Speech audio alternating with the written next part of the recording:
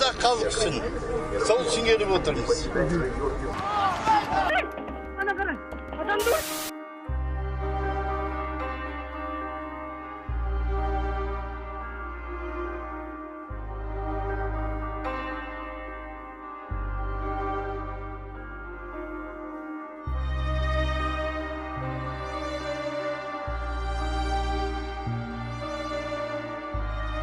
Демалыс күні еліміздің 4 қаласында ұйымдастырылған бейбіт Ол жерге жиналатындар әлеуметтік ара қашықтықты сақтасын деген ниетпен алдын ала табанына таптатпаймыз. Ата-бабамыздың аманаты. Ата, сіз осы үшін соғысқан жоқсыз. Мен жарқын болашақ үшін соғыстым. Алдыңғы серияда біздің ата-бабаларымыз жерімізді сақтау үшін тік тұрып күрескен. Олар өздерінің ұрпақтарына мұра қалдыру үшін өмірін құрбан етті. Бір жағадан бас, бір жеңнен қол ұстасып, қиын кезеңдерді бастан өткізді. Мұның бәрі келешек ұрпақтың, елдің жаңа болашағын құру үшін. Біз әрекет жасай бастадық. Біз күткен сәт. Сол кезде шын айтсам қорқынышты болды. 4 қазақ бала. Канада премьер-министрі біздің елшілік пен ООНнан көмек келді. Қуанышымызға шек болмады. Казахстанская земля! Встречай лучшую генетику! Ура!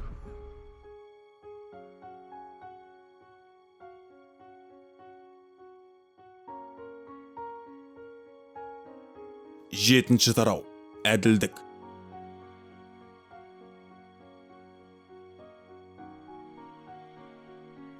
Біз өзіміздің әділеттік жүйесін құрдық.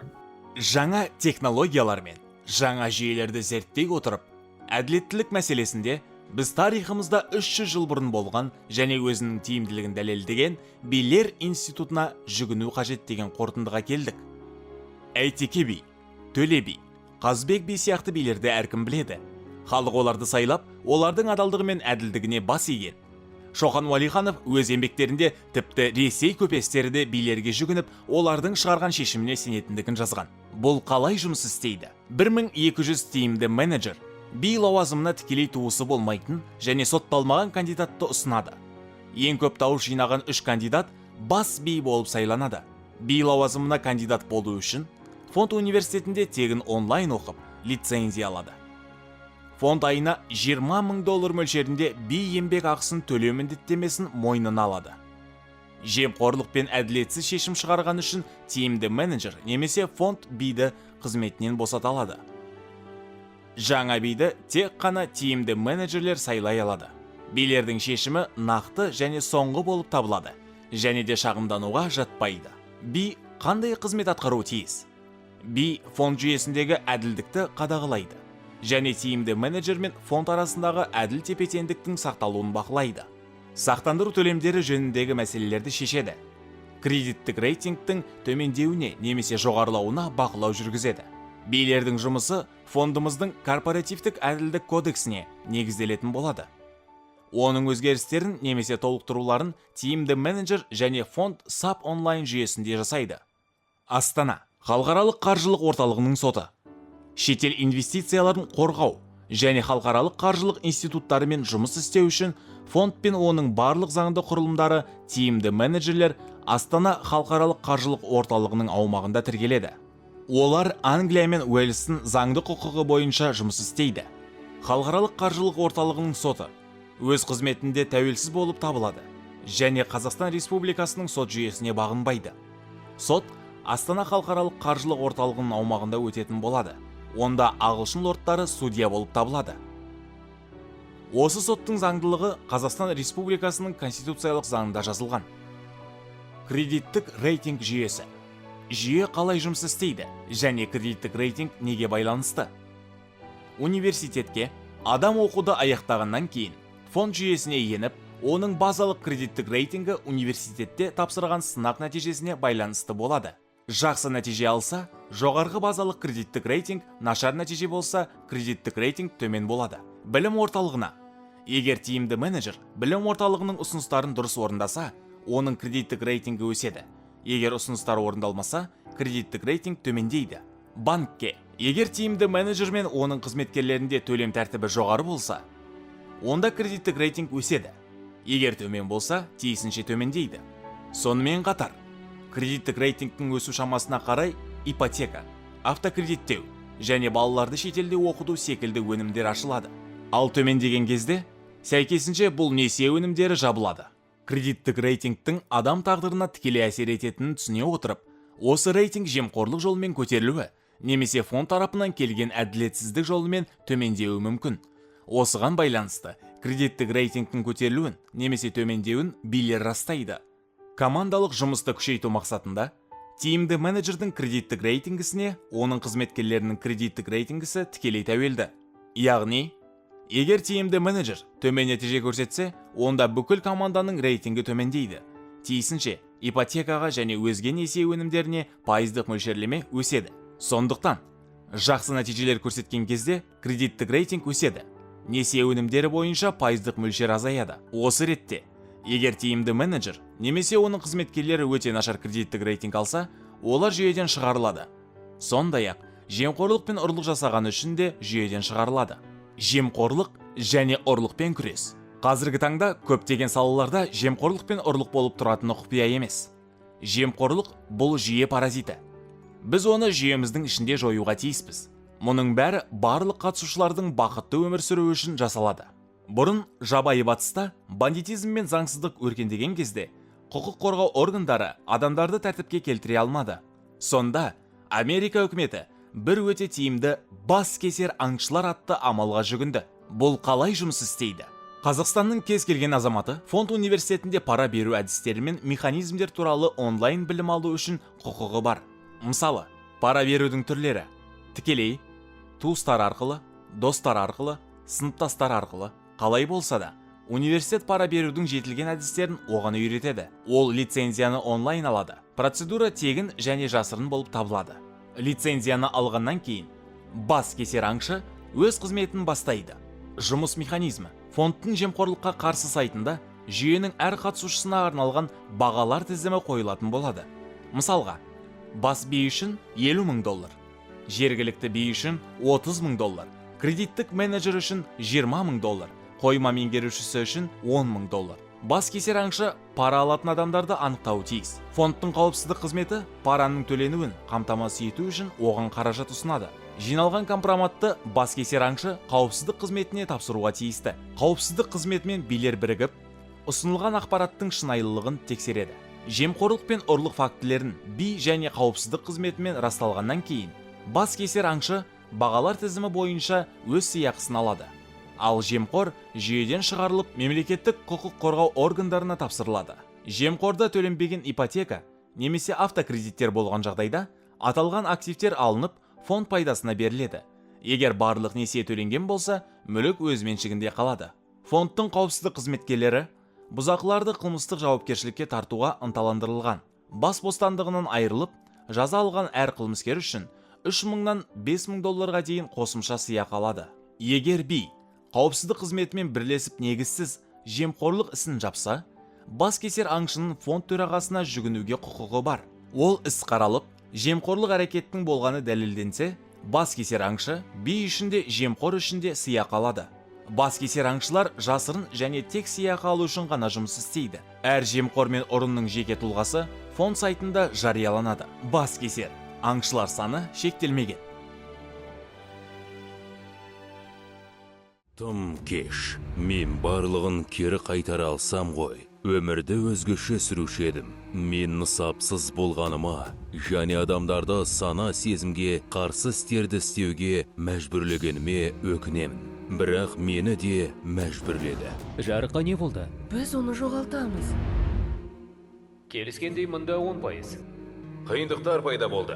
Тағы да сонша қосу керек. Қалай тағы да сонша, аға? Сіз түсініңізші, онда бізге бір нәрседе үнемдеу керекпіз. Бір нәрседе үнемдеу керек. Әне, жарықтың генераторында үнемдеңдер. Ешкім біліп қоймайды. Жарайды. Тезірек, біз одан айырылып қаламыз. Мен системаға жұғындым. Мен жеңілдім. Өкінішті. Енді тым кеш. Менің балаларым жарқын болашақта өмір сүргендерін қалаймын. 8-ші тарау. Кен орны.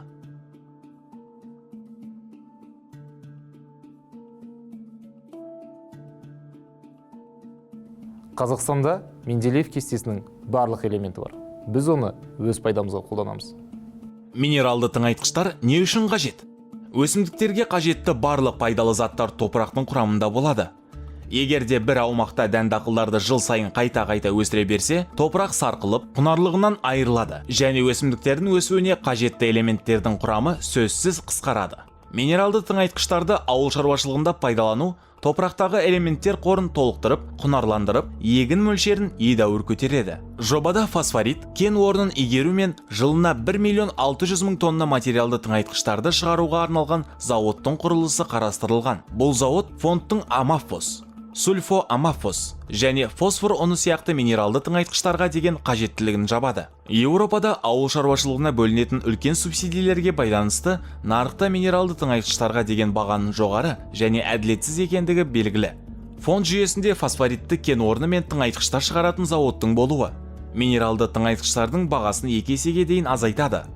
Қазақстан минералды тыңайтқыштар шығаруға керекті фосфордың қоры бойынша әлемде 2-ші орында.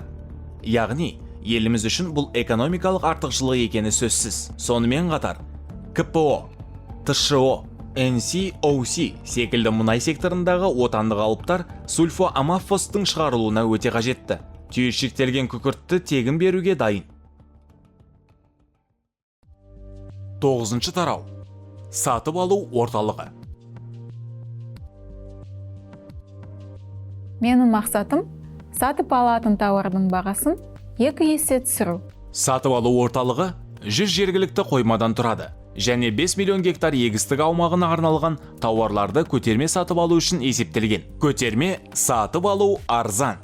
Байер, Сингента, Басф, Дюпонт, Яра секілді және басқа да әлемдік алыптардан тауарларды көп мөлшерде сатып алу кезінде 50%-ға дейінгі жеңілдіктер алуға болады. Сатып алу орталығының міндеті тиімді менеджерлер үшін қосалқы бөлшектерді, инокулянттарды, сұйық тыңайтқыштарды, қорғаныс құралдары мен өзге химияны, сондай-ақ егіс жұмыстарына қажетті дизель жанармайын орталықтандырып, сатып алу болып табылады. Сатып алу орталығы өз жұмысында білім орталығының аналитикалық ақпаратын басшылыққа ала отырып, барлық қажетті тауарлардың жылдық қорын қамтамасыз етеді. Осылайша, барлық структура өнімді жұмыс атқару мен ыңғайлылықты толық қамтамасыз ету жүйесі бойынша қызмет көрсетуге бағытталған. 10-ші тарау.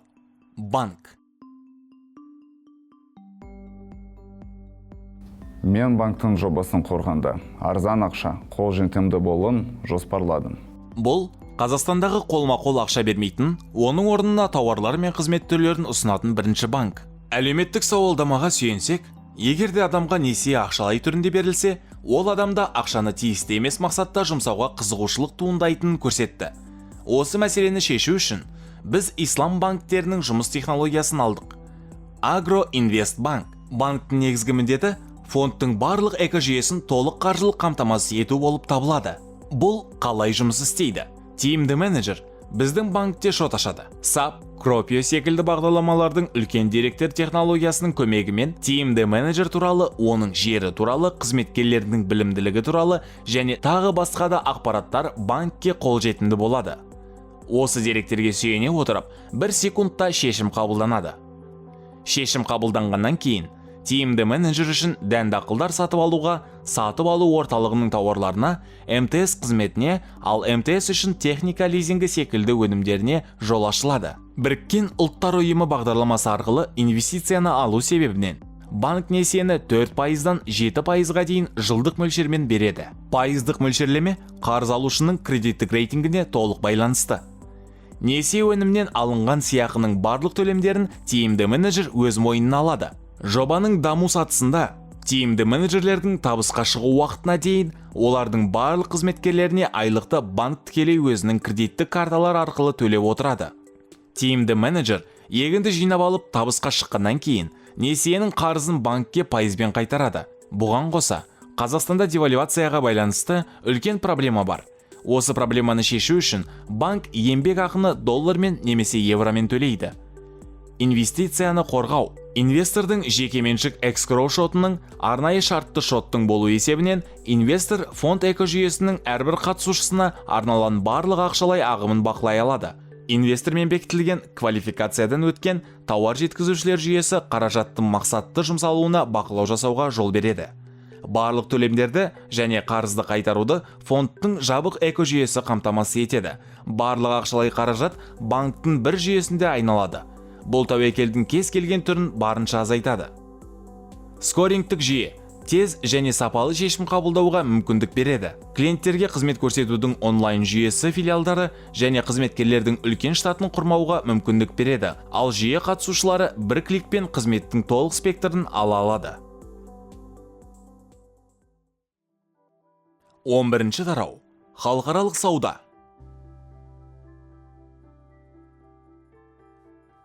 Басты сұрақ: қалай мұхитсыз бүкіл әлеммен сауда жасау? Фондпен қызмет етуші тиімді менеджер нарықты зерттеумен талқылау, клиенттердің төлем қабілеттілігін тексеру қажеттілігінен босатылады. Өйткені тиімді менеджер жинайтын барлық егінді фондтың сауда үйі сатып алады. Басқаша айтқанда, оның тауары кепілді түрде сатып алынады. Ол қалай жүзеге асырылады? Жыл басында сауда үйімен тиімді менеджер барлық болашақ егініне бекітілген жеңілдігі бар фьючерстік келісім шарт жасайды. Сауда үйімен келісім шарт жасап, тиімді менеджер банкке келеді. Банк аталмыш келісім шартты кепіл ретінде қабылдап қаржыландыруды бастайды. Сауда үйі әлемдік өндірісті, сұраныс пен егіс айналымына талқылау жасап, тиімді менеджерлерге қандай дақылдарды және қандай көлемде себу керектігі туралы директивалар береді. Осы директива бойынша астық банк тиімді менеджерге егінге дәндер береді. Айтулы механизм артық өндіруді және сыртқы нарықта бағаның түсіп кету қаупін болдырмау үшін қажет. Өйткені барлық фермалардың жалпы өнімділігі жыл сайын 20 миллион тонна өнім құрайтын болады. Қыркүйекте сауда үйі жыл басында фьючерстік келісім шартта айтылған сауда үйінің сыйақысы мен логистикасын алып тастап, Чикаго биржасының белгілеген бағасы бойынша астықты сатып алады. Тиімді менеджер сауда үйіне астықты тапсырып, банк алдындағы барлық міндеттемелерді шегерумен өз табысын алады. Сату операциясы Чикаго биржасының белгілеген бағасы бойынша жүргізілгендіктен, әр тиімді менеджер жылына $1 миллион жуық ақша табу мүмкіндігін алады. Жоғары биржалық бағамен сату үшін кем дегенде мұхитқа шығу мүмкіндігі болу керек. Қазақстанның ашық мұхитқа шығу мүмкіндігі болмау себебінен біз үшін своп операциялары қажет. Картаға назар аударсақ, онда Қытай жерінің жалпы аумағының тек 10%-на жуығы ғана егіншілікке жарамды, ал жердің қалған 90% жарамсыз болып табылатынын көреміз. Қытай үшін астықты шығысынан батыс аумақтарына жеткізу логистикасы қымбатқа түседі. Ал егер Қазақстан картасына назар аударса, Қазақстанның мұхитқа шығуы өте қиын және қымбатқа түсетінін көреміз. Енді бір-бірімізге қалай көмектесе аламыз? Жауабы өте оңай. Біз өзара алмастырулар жасаймыз. Қытайдың 90% аумағында жарты миллиард адам өмір сүретін батыс бөлігін қазақстандық астықпен қамтамасыз етеміз. Ал орнына Қытайдың оңтүстік порттарынан Қытай бидайын алып, Жапония, Корея, Сауд Арабиясы, Египет, Индонезия және басқа да көптеген елдерге жеткіземіз. Қытай логистикаға деген ақшасын үнемдейді. Біз мұхитқа арзан шығу жолын табамыз. Барлығы риза. Тиімді менеджер мен мемлекетіміз сауда үйінің своп операцияларын жасау мүмкіндігінен барлық жерде табыс көзі көбейіп, өмір деңгейі жақсарады. Біз азаматтарымыздың американдық және канадалық фермерлер деңгейінде табыс табуы әділ деп есептейміз. Бұл мақсат үшін біз әр тиімді менеджерге мөлшері $1 миллион кіріс табуын жоспарладық. Мысалы ретінде канадалық фермер Кристі тыңдайық. Крис Ревник, 46 жаста, Канада азаматы.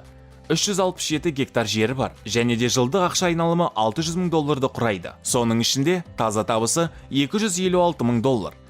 Біздің тиімді менеджер канадалық технологияларды меңгерген жағдайда 5000 гектар жер көлемінен жылына $1 миллион кепілді табыс таба алады.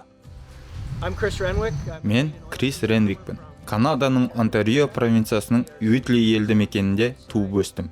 Мен Эри өзенінің солтүстігінде орналасқан Чапта кентте соя, бидай өсіремін. Канадада ауыл шаруашылық өте беделді және табысты шаруа деп саналады. Мен 7-ші ұрпақтағы фермермін.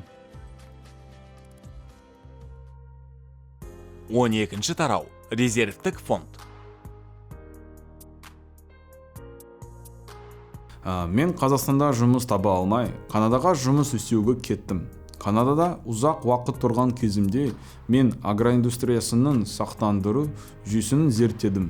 Қазақстанда осы жүйені ендіру үшін отаныма оралдым. Сақтандыру фондының негізгі артықшылығы ол коммерциясыз, резервтік болып табылатындығы. Көптеген сақтандыру фондтары пайда табуға бағытталған, ал пайданы олар төленбеген сақтандыру жағдайлардан алады. Осы ретте келісім шарттарының ішінде ұсақ әріппен қолайсыз шарттар жазылған. Жеткіліксіз мөлшерде сақтандыру төлемдерін төлемеу үшін және сақтандыру қорының пайдасына соттық істі жеңіп алатын қу заңгерлерін көреміз. Олар сақтандыру жағдайындағы залалды төлемеу үшін бәрін жасайды. Осыған ұқсас әділетсіздікті болдырмау үшін фонд жұмыстың басқа үлгісін ұсынады. Фермер жыл сайын өндірісінің өз құнынан 10% құрайтын міндетті сақтандыру төлемақысын төлейді. Фонд фермерді қолдау үшін өз қаражатынан 10% төлемақы төлейді. Осылайша фонд фермермен тәуекелділікті бөлісіп, оның жетістігіне деген қызығушылығын білдіреді. Осылайша біз сақтандыру ұйымдарының әлемдік стандартына теңесеміз. Онда қаупі жоғары егіншілік аймағы үшін сақтандыру сыйақысы өндірістің өз құнының 20%-ын құрауы тиіс деп айтылған. Астықпен бірге барлық техника және мал да сақтандырылады. Сақтандыру жағдайының және төлем жүргізу туралы шешімді билер қабылдайды. Ал билерді тиімді менеджерлер өздері сайлайды. Осы билер сақтандыру төлемінің жүргізілуіне жауап береді. Табиғи апат немесе келтірілген мүлік зияны туралы тәуелсіз шешімді білім орталығы шығарады. Инвесторлар үшін бұл өте маңызды, өйткені механизм барлық инвестицияларының қайтарылуына және апаттық қауіп салдарынан дефолтқа ұшырамауына кепілдік береді. 13-ші тарау. Сөзден іске көшу. 2020 жылдың экстремалды құрғақшылық болуы себебінен Қазақстанда астықтың орташа көрсеткіші 1 гектардан 8-10 центнер құрайды. Оның сапалық көрсеткіші 3-4 классқа жатады. Оған қарағанда біздің көрсеткіштер өте жоғары. Бидай бойынша біз 1 гектардан 35 центнер жинадық. Ол орташа өнімнен 400%-ға жоғары көрсеткіш. Бұл High Pro 1 класс бидайы деп саналады. Бұл кезегінде Қытай, Италия, Жапония және тағы басқа мемлекеттеріне астықтың экспорттау мүмкіндігін береді. Осы нәтижелерге Қазақстан фермерлері 30 жыл бойы жете алмады. Сонымен қатар, әлемдік биржа котировкаларында High Pro бидай бағасы өзге бидай бағасынан 50%-ға жоғары. Соя бойынша солтүстік Қазақстанда бұрын әкелінген шетелдік сояның 90%-ы өсіп шықпады. Қалғаны өте төмен өнімділігін көрсетті. Гектардан 3-5 центнер. Біз суарылмайтын 3 аланда орташа өнімділігі гектардан 20 центнерді жинадық. Бұл орта есептен 500%-ға жоғары көрсеткіш. Сояның сәтті өсірілуі Қазақстан экономикасына стратегиялық маңызы бар. Себебі сояның негізгі тұтынушысы Қытай болып табылады. Қытайдың жылдық тұтыну көлемі $70 миллиард құрайды. Ал қазіргі кезде Қытай мен Американың арасындағы сауда қарым-қатынасының нашарлауы себебінен Қазақстан үшін $20 миллиард құрайтын жаңа үлкен нарыққа жол ашылуда. Қытайдың биржасында сояның бағасы $1000 құрайды. Ал бұл бидайдың орта бағасынан 5 есе көп. Біз ең танымал дәнді дақылдарды алып келдік. Оларды қара шірінді, қара қоңыр, қоңыр топырақтың 3 түріне отырғыздық. Дәлірек айтсақ, агрофирма Родина, СК Агро және Ақмола Феникс компанияларында. Отырғызу кезеңінде Сәкен Сейфуллин атындағы Қазақ агротехникалық университеті және шетелдік мамандар ғылыми қолдау көрсетті.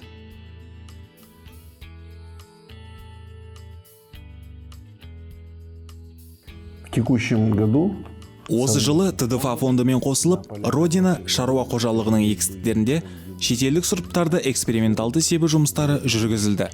Бүгінгі таңда біздің тұқымның барлығы өніп шығып, өсуі қарқынды, дәнді дақылдар бойынша өнімділік шамамен 35 центнер деп айта аламыз. Соя бойынша өнгіштігі өте жақсы, өсу барысы жақсы.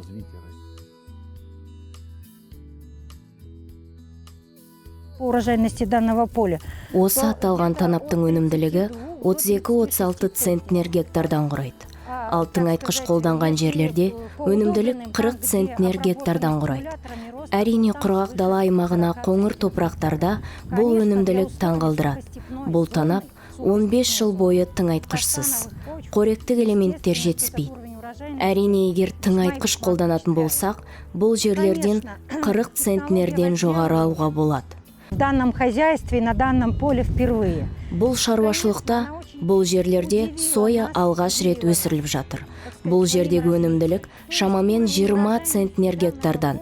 Жалпы Қазақстандағы соя бойынша статистикаға сүйенсек, орташа өнімділік 20,3 центнер гектардан. Бірақ бұл суаруды ескергенде, ал бұл соя мүлдем суарылған жоқ.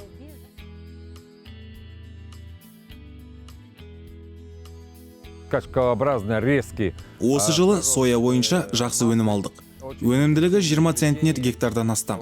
Топырағы құрғақ болғанға қарамастан, дақылдардың өнімділігі өте жоғары болды. Бірақ, дәл осындай қатты құрғақшылық болған жылы, осы сияқты бидайдан 35-40 центнер өнім алмағанбыз.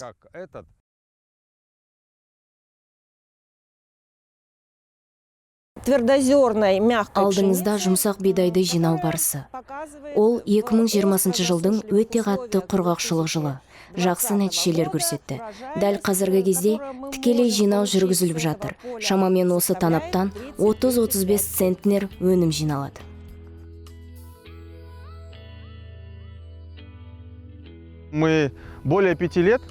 Біз бұл суарылмайтын танапта 5 жылдан арты әртүрлі сұрыптармен тәжірибелер жасап жатырмыз. Осы жылы нәтижелер өте жақсы. Өнімділік шамамен 2 тонна құрайды.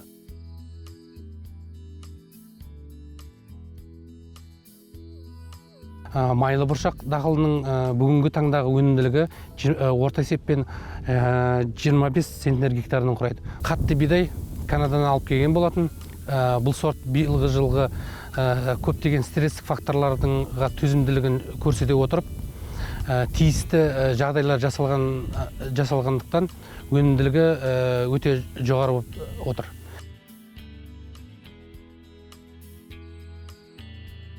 Образцы на Дәндердің сапалық көрсеткіштерін анықтау үшін бидайдың қатты, жұмсақ және арпа үлгілерін алып келді.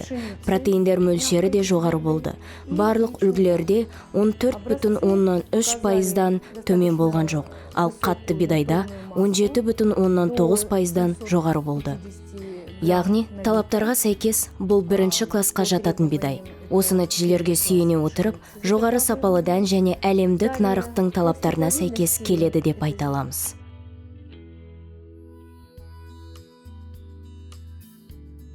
ТДФ өз елі үшін үлкен жұмыс жасауда. Олар өнімділікті көтеру үшін расында да агроиндустриядағы ең соңғы технологияларды қолданып жатыр. Сондықтан мен осындай жастармен жұмыс істеуге қуаныштымын. Келесі бөлімде.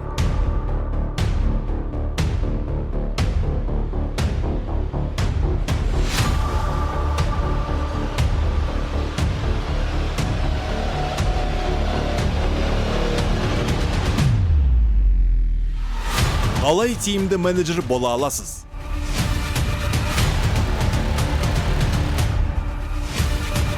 Қалай біз өз қалауымыздағы 100 ауылды қалалардың өмір сүру деңгейімен тең, немесе одан да жақсы етіп құра аламыз? Біз Қазақстан аумағында әлемдік азық-түлік банкін қалай құрамыз?